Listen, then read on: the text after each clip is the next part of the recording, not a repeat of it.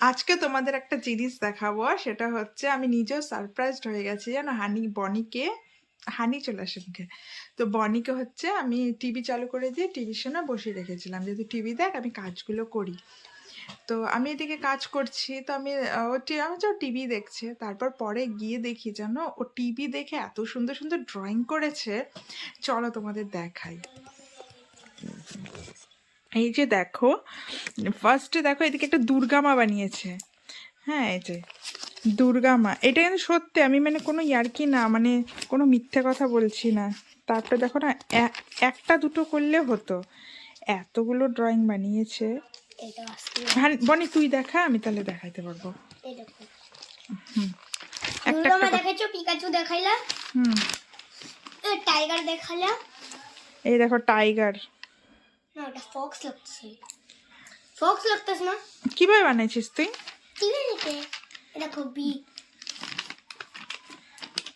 দেখো কি সুন্দর। দেখো butterfly, dinosaurs,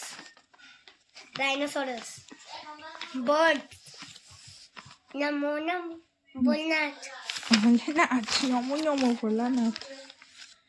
fish, elephant, house, birds, Pikachu, boy, girl, দেখো একটা দুইটা কতগুলো বানাইছে। Bee, hmm, ice cream, bird, bear, chair, shark, deer, bear, teddy bear, fish,